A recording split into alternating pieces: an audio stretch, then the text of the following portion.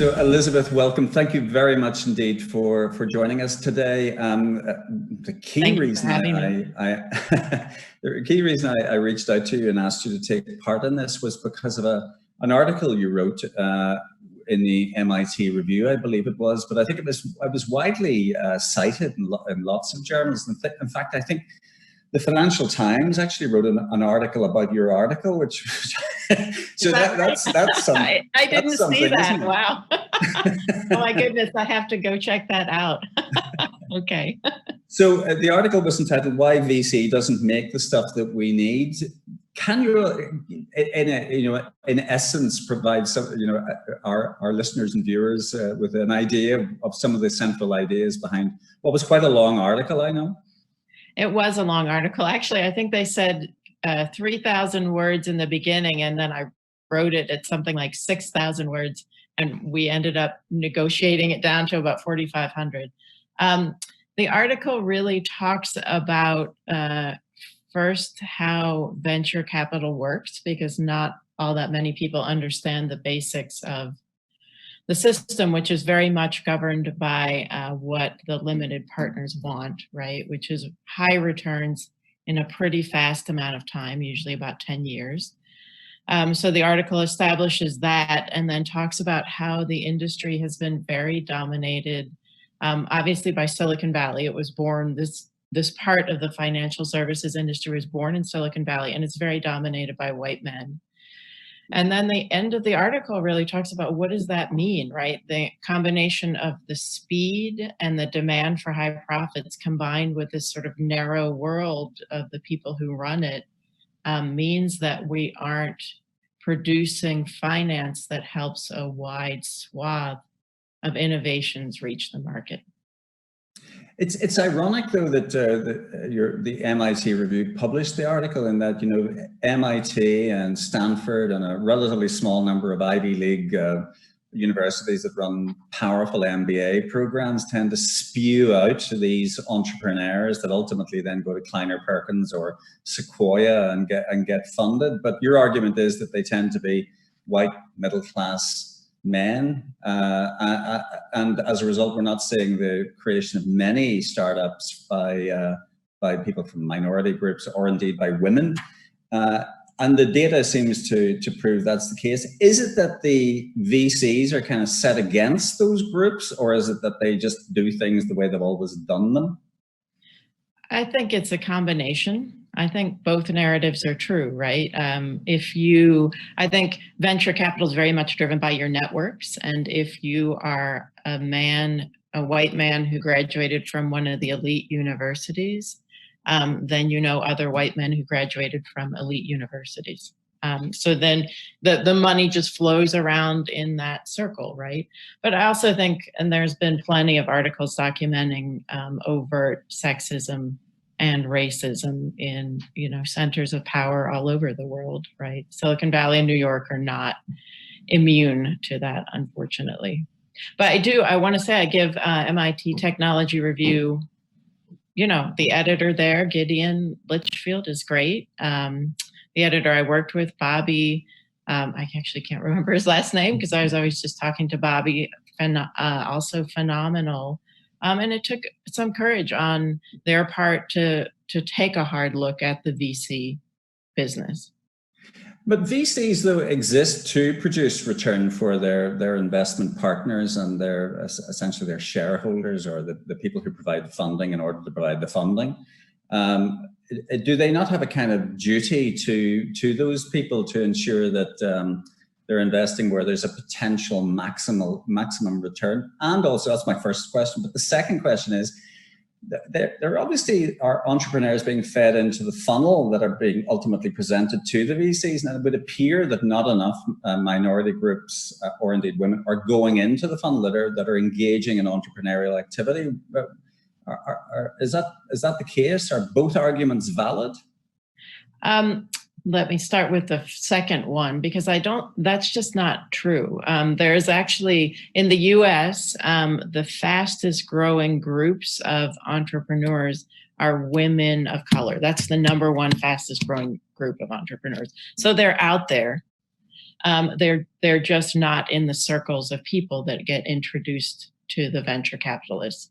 And to some extent, there is this sort of pipeline effect in that it starts early on, right? That accelerators that are shaping the ideas to be those profit-generating ideas. The accelerators are not particularly, I think, welcoming or good at finding women and people of color. And that is beginning to change. But you can't say, I'm not going to tar venture capitalists alone with this brush. That's obviously a systemic problem, right? And venture capitalists do have tremendous pressure. I mean, this is a very hard business, actually. People don't realize it. They see the venture capitalists as the arbiters of where the money goes, which is to some extent true, but most venture capital firms lose money because the business is not lose money, but they do not return an amount comparable to, say, just an S&P 500 investment. So it's a hard business, and you can't ignore that when you're thinking about how the industry should change. So your argument said that, or your article stated that VC doesn't make the stuff that we need. But is it the responsibility of VCs to make stuff that we need, and how indeed do we determine what is needed? Yeah, these are big questions, but very good questions you're asking me. And obviously this article was born out of my experience that we're all sharing right now, which is the pandemic is just shaking things up, right? We're really reevaluating where we are, what we thought, what our blind spots have been. But I don't think that you can deny, especially not in the United States, where we are struggling mightily against the pandemic, you just cannot deny the fact that there are investments we should have been making in healthcare infrastructure that have not been made. You just wake up and think, whoa, this is not the world that I thought I was living in. And so I think it is fair to ask the people with so much power and so much money, hey, can you change some around the edges, right? You're the great innovators. Can you be innovators in finance to look at new ways that we could find funding for innovations in the physical world rather than just software innovations? Can you establish some kind of financing mechanism that will accept a slightly lower return in exchange for a higher social good, right? These are questions that need to be grappled with. And there's not a whole lot of grappling, I would say, going on in Silicon Valley or New York. This is kind of an eternal debate, though, isn't it? For example, people on the left tend to argue that, well, there needs to be more original research and development paid for by the government, and they use examples of DARPA and even the internet itself was created out of publicly funded original research. But then, of course, the venture capitalists moved in and they turned the internet into a whole series of commercial models that became successful. Are you arguing that we need more of that original research and development type work, out of which spring commercial opportunities? Or are you saying the venture capitalists redefine their business models to be less capitalist? Well, I think I wouldn't suggest that venture capitalists can actually be less capitalist. I think the people who go into that field tend to be very profit driven. So I don't mean to suggest that that's very possible. They're sort of like the spear tip of capitalism. The chances that they're going to blunt that edge are pretty slim. But if you look historically, you can definitely say in the US that we used to spend much more as a percent of GDP on innovation, on research and development, on that deep science. So I don't think there's much of a question that amount could be and probably should be higher. I think there's a general agreement about that. What was the second half of your question? Because I did want to, so I would say I'm not expecting venture capitalists to suddenly become philanthropists, right? At least not in their work. But what I do hold venture capitalists responsible for, and I'm speaking of the ones particularly in Silicon Valley, is the fact that they have put out a narrative that suggests venture capital can be the answer for funding the innovation we need. So part of the research I did for the article, which isn't in the piece at this point, which didn't end up in the piece, was looking through times when venture capitalists flew out to Washington and said, hey, we're the answer, right? We are the innovators. And that narrative sort of took hold very conveniently in Washington. The Democrats could then say, oh, we don't need to fund science as much. We can shift the money to social programs. And the Republicans could say, hey, the private sector can do it. So it was just convenient for everybody, right? Except for the people out in the real world who need the innovations, right? That's what we need to be producing constantly.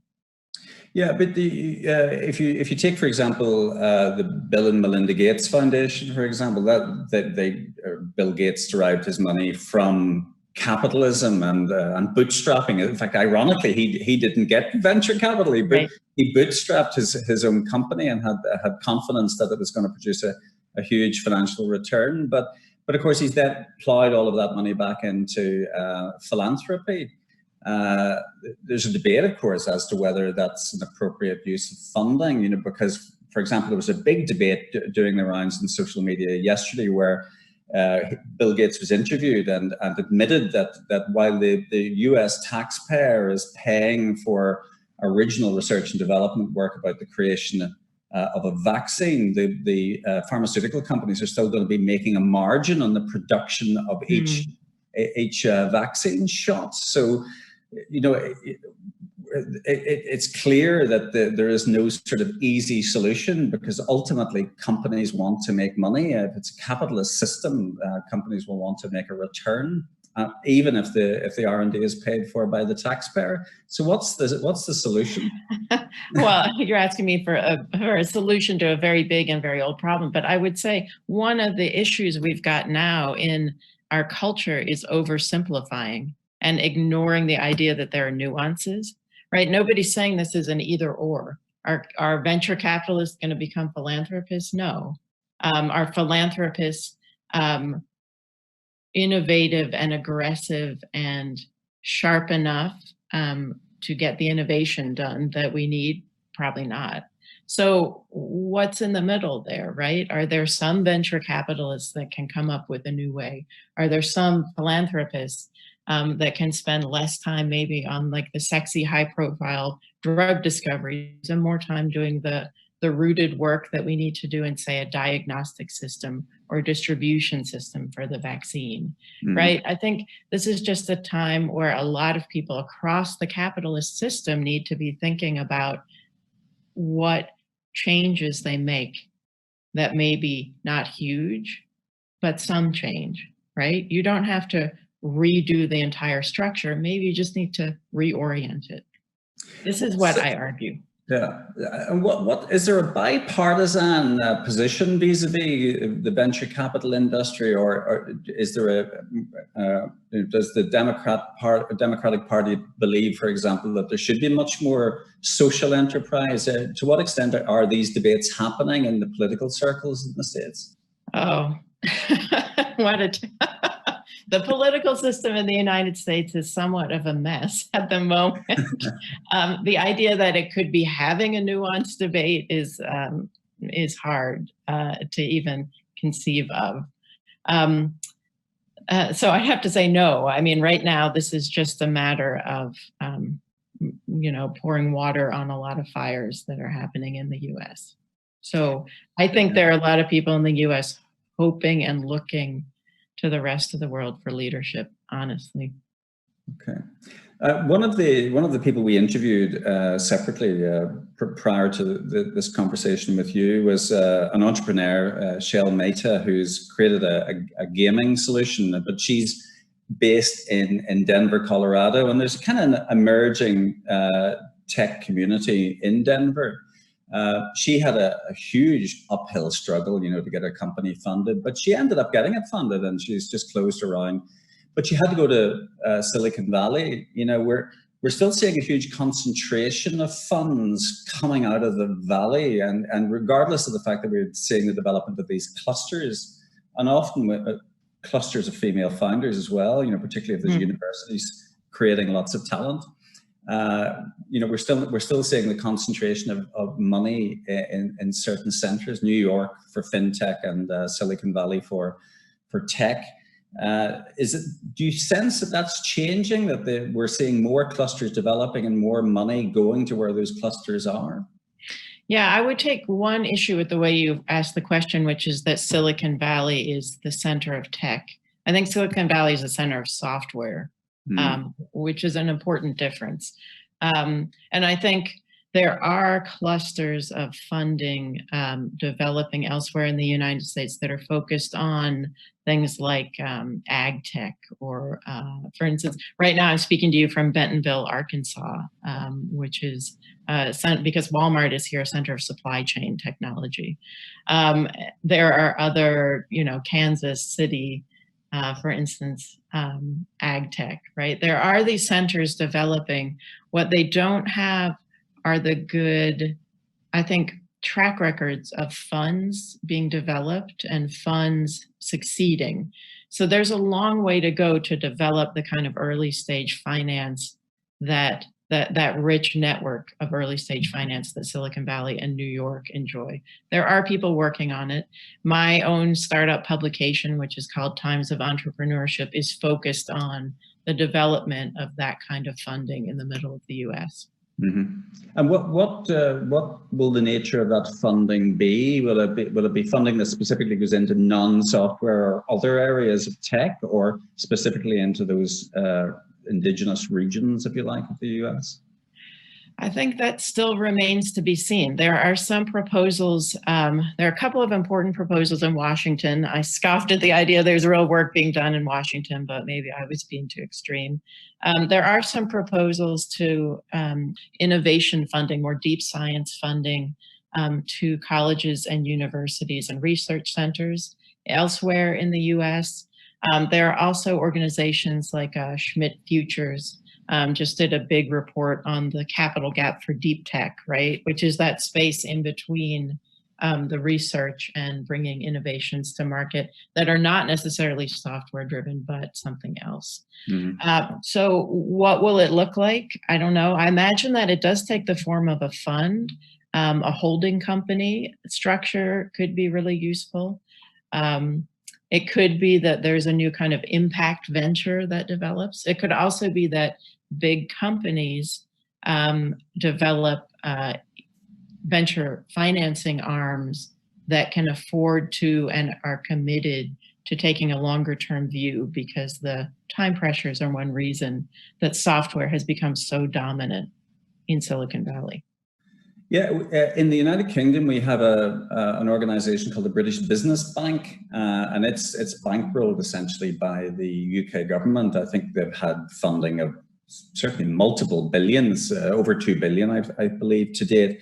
And their model is that they will then provide funding to a network of funds that have specific focuses and expertise in deep tech, for example, or space. Like Seraphim Capital is one of their investee funds. Do you think that if not from government, that money even from philanthropic organization, local government, could make its way into that type of network of funding organizations? Yeah, that's really interesting. I'd love to know a little bit more about it, actually. It makes a ton of sense to me. I think one of the reasons I wrote the MIT Tech Review article and feel so passionate about it is just that Silicon Valley has come to define innovation in the US, which has been obviously a great thing, a huge driver. We've had these amazing companies come out of Silicon Valley and therefore out of the US. But in a way, it's really crowded out conversations about other forms of funding that maybe in other countries there's been more of a freedom to innovate in that early stage finance space. Yeah, maybe we're going to be learning from Great Britain, right? Well, hopefully. Well, I think we can all learn things from each other as well. Yeah. But There's also been a big debate, and certainly since Trump came to power, and we've had some conversations as well as part of this event with people who are of the view that our dependence on China has got to a state where it's unsustainable, and particularly with some of the scandals around Chinese companies. And recently it was announced by the UK government that they were going to do a U-turn essentially on the involvement of Huawei in the 5G network. But in trying to sort of replace some of the stuff that China has been producing, it does expose a great gap in some of the areas that you've alluded to. You know, there has been a decline in manufacturing in the United States, even a decline in the understanding of manufacturing processes, sometimes particularly in terms of large kit, big machinery, where by default we have become more and more dependent on China. Do you think there's any sense that despite the rhetoric that anything's being done about that? Well, it's interesting. One of the companies I'm reporting on here in Arkansas is a company called Now Diagnostics, which is doing kind of what they call point of care testing, COVID tests, right? That get an answer for whether you have the antibodies within 15 minutes. And they have these small plastic casings. And the CEO was showing me yesterday that the casings were initially made in China, and then he would have them shipped here and made into the product. But there were so many issues with the quality of them. Like 2 years ago, he said, I'm just not going to do it. So he went to a small manufacturer here in Arkansas, had them make the casings. And it turned out, in fact, that what was happening was the raw material was made here in the States, the plastic part, shipped to China, made into the formed casings, and then shipped back here. So he's cut out this whole section of the shipping to China by moving it here. He said it costs 3 or 4 more cents per case. So it's a little more expensive here. But on the whole, he said, with the waste that's reduced, he's breaking even. And now the supply chain is much more in his control. So I do think that it's a myriad of those decisions on the part of individual companies that will start changing the dynamic with China. So we're coming up to an election. Well, you never know who's going to be watching this, hopefully people in important positions. Yeah. Donald Trump. Well, if he's watching, you're very welcome. I've pissed off Donald Trump at least once that I know of, so happy to do it again. But for both presidential candidates, what would your key messages be in terms of re-energizing the United States and getting maybe a refocus in some of the more fundamental aspects of technical and technological development that's beyond software? Well, there's 2 big things that pop into my mind right away. One is healthcare. Right? There are so many ways that a real innovation in the healthcare system could help us so much, right? And that could take the form of much more funding for innovation in healthcare, but paradoxically, or maybe in a complementary way, if we fixed the healthcare system in the US, there would be many more people free to innovate. Because one of the issues here is that you cannot start your own company because healthcare costs are so expensive. So many people just stick with their corporate job, right? So changing the healthcare system, really redoing it, could have so many good effects on different levels. And the second thing is that I think we have in the United States lost our capacity to do really hard things. This is going to be hard, right? It's going to require some change, some reorientation for everybody, from the venture capitalists in Silicon Valley down to the manufacturers, or across to the manufacturers in Arkansas, right? We do need to reorient. That does require some work, and we need to work together to do it. And my final question for you is really in relation to London. This event is part of London Tech Week. the United States and the United Kingdom are engaged in talks about a free trade arrangement. And obviously the working relationship between the United Kingdom and the United States is very close. Would you have any messages for tech entrepreneurs in London that have ambitions to do work in the United States, and perhaps close some of the gaps that you've alluded to in this conversation? Oh, well, I would say I would say that would be great. I mean, I think there's always room for more friendships across the Atlantic, and that there are new venture capitalists outside of Silicon Valley and New York who are doing great work elsewhere. So if there's a piece of very practical advice, it would be look for some of those firms. I think they're going to be growing fast in the next few years, and I think they're going to be more open to ideas outside the software narrative. Yeah, because it is the case that Silicon Valley VCs have been notorious in terms of not necessarily moving beyond California, certainly, but even into other US states, never mind going into Europe and investing in Europe. Now, I know some are. I was speaking to somebody from Wilson Sonsoni last week, and he was saying that, that's increasingly the case that they're looking at Europe, but there's quite a lot that just are very reluctant to do it, and therefore maybe they would get exposure to more ideas and more innovation. Yeah, I think the dynamic will change, and we shouldn't say that Silicon Valley VCs are a monolithic entity either, right? I mean, they're definitely free thinkers in that community as well, who will we hope, have their eyes open to some extent by the events of the pandemic, by some of the bigger ideas that we're talking about.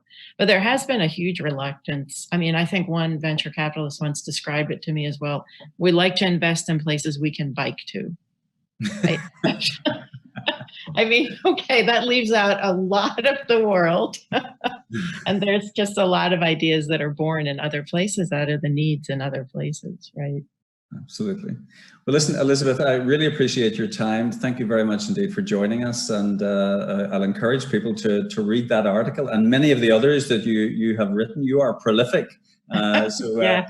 And I know you're about to publish another one today. So listen, thanks very much indeed for giving us. Thank you. Thank you. And I would love it if you send me that Financial Times piece, which I missed somehow. I'm very curious now. I will indeed. Okay. Thank you. All the best.